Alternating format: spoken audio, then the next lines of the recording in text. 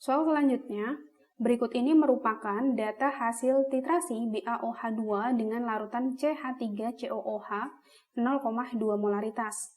Masing-masing punya data mililiternya. Jika massa jenis ρ dan massa molar BaOH2, ini MR-nya, adalah 1,2 dan 171, maka kadar BaOH2, berarti yang ditanya persentase BaOH2 dalam larutan adalah, ketika ada titrasi, maka berlaku perbandingan M1 V1 kali valensi 1 sama dengan M2 V2 kali valensi kedua. Misalnya, untuk data pertama kita pakai data BaOH2, ini data pertama. Data keduanya yaitu CH3COOH. M1, di sini molaritas dari BaOH2 belum diketahui. Berarti ini yang akan kita cari. Dikali volume 1, di sini ada 3 percobaan, maka pakai volume rata-rata, yaitu 20 juga. Dikali valensi 1, BaOH2, di sini valensi OH-nya ada 2. Berarti dikali 2, sama dengan M2, molaritas dari CH3COOH, di sini ada, yaitu 0,2, dikali volume kedua, volume rata-rata dari ketiga volume ini, jika di rata-rata adalah 40, dikali valensi kedua, 1. Maka molaritas pertama, yaitu molaritas BaOH2, 0,2 molaritas. Dari sini, kita bisa mencari kadar BaOH2, karena untuk kadar ini bisa dicari dari molaritas. Rumus molaritas kan ada 2. Yang pertama berhubungan dengan mol, yang kedua berhubungan dengan kadar. Ketika berhubungan dengan kadar, maka berlaku rumus M sama dengan kadar dikali ρ dikali 10 per mr. Molaritas dari BaOH2 sudah ketemu, yaitu 0,2, sama dengan kadar yang akan kita cari, dikali massa jenisnya adalah 1,2, dikali 10 per mr-nya adalah 171. Sehingga persentase yang didapat adalah 28,5%. Yang B. Soal selanjutnya, sebanyak 12 gram logam magnesium, ini ada magnesium 12 gram, direaksikan dengan 50 ml HCl 2 molaritas, massa jenisnya adalah 1,2 gram per mililiter. Larutan hasil reaksi mengalami kenaikan suhu sebesar 5 derajat Celcius. Delta T-nya sama dengan 5 derajat Celcius. Ini naik suhunya. Jika kalor jenis larutan adalah 4,2, berarti C kecil adalah 4,2 Joule per gram derajat Celcius. Perubahan entalpi reaksi tersebut adalah delta H-nya berapa nih?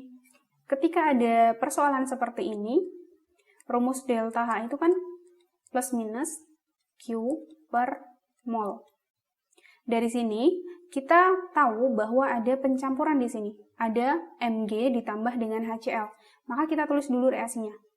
Mg ketika bereaksi dengan HCl, maka akan membentuk garam MgCl2 plus gas hidrogen.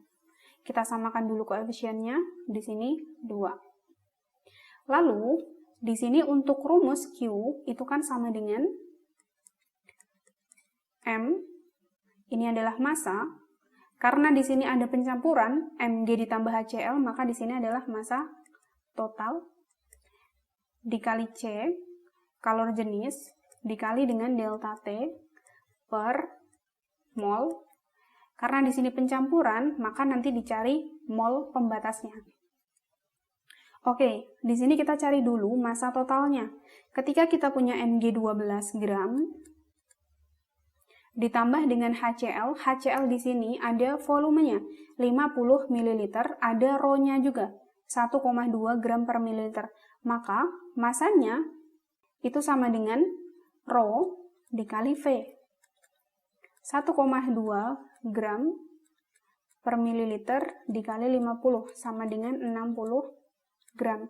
Dari sini didapat massa total Itu sama dengan 12 plus 60, 72 gram.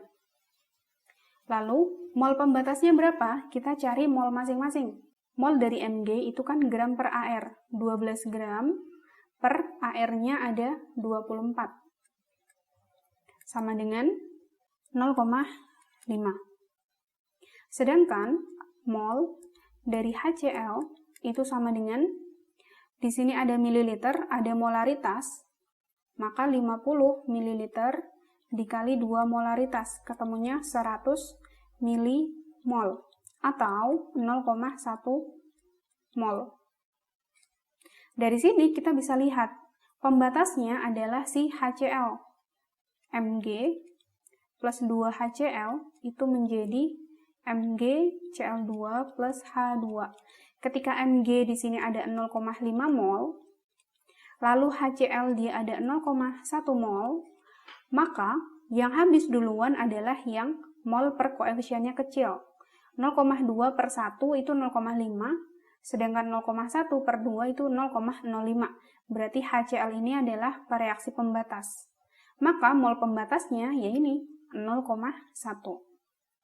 Berarti kita masukin ke sini, plus minus, M totalnya, massa totalnya ada 72 gram, dikali kalor jenis larutannya 4,2 Joule per gram derajat Celcius, dikali delta T-nya, kenaikan suhunya ada 5 derajat Celcius, per mol pembatasnya ada 0,1 mol. Plus minus, 72 dikali 4,2 dikali 5.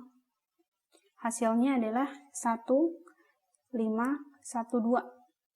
Joule per 0,1 mol. Berarti sama dengan plus minus 15.120 Joule per mol. Atau plus minus 15,12 kilojoule per mol. Lalu bagaimana untuk tandanya? Pakai plus atau pakai yang minus gitu ya. Kita lihat suhunya. Apakah suhunya naik atau turun? Ketika suhunya naik, nah, maka dia adalah reaksi eksoterm. Maka tandanya adalah negatif. Berarti sama dengan negatif 15,12. Yang E. Soal selanjutnya, pada percobaan reaksi A plus B menjadi 2C. Di sini disajikan data ada konsentrasi atau molaritas dari A, molaritas dari B, dan laju reaksinya. Harga tetapan laju reaksi untuk reaksi tersebut adalah yang ditanya adalah K-nya. Bagaimana kita mencari K? Maka kita harus tahu orde reaksi dari masing-masing ini. Orde reaksi dari A maupun orde reaksi dari B. Caranya bagaimana? Orde reaksi A, maka kita cukup cari pakai data B yang sama. Berarti data 1 dan 2. Karena rumusnya itu kan kita pakai perbandingan. V1 per V2 sama dengan K dikali konsentrasi A1 per A2 pangkat orde dikali konsentrasi B1 per B2 pangkat orde. Maka di sini kita tinggal cari perbandingan dari konsentrasi dan laju reaksi. Pakai data 1 dan 2. Ini B-nya sama. A dari 0,5 ke 0,25. Berarti di sini 0,5 bagi 0,25 ketemunya adalah 2. 2 pangkat A itu sama dengan 64 bagi 32, yaitu 2. Maka orde A adalah 2 pangkat A sama dengan 2. Sehingga A sama dengan 1. Orde B, kita pakai data A yang sama. Data nomor berapa? Nomor 1 dan nomor 3. A, nomor 1 dan nomor 3 sama, lalu B dari 0,2 ke 0,4. Berarti kan 0,2 bagi 0,4 setengah. Setengah pangkat B itu sama dengan 64 dibagi 128, setengah. Sehingga di sini ketemu setengah pangkat B itu sama dengan setengah. Maka orde B itu sama dengan 1. Dari sini kita bisa nemu rumusnya adalah V K dikali A pangkat 1 B pangkat Lalu untuk mencari K, tinggal pakai salah satu data. Bisa pakai data 1, pakai data 2, atau data 3.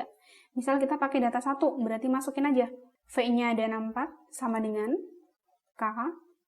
Konsentrasi A yang pertama adalah 0,5 pangkat 1. Konsentrasi B adalah 0,2 pangkat 1.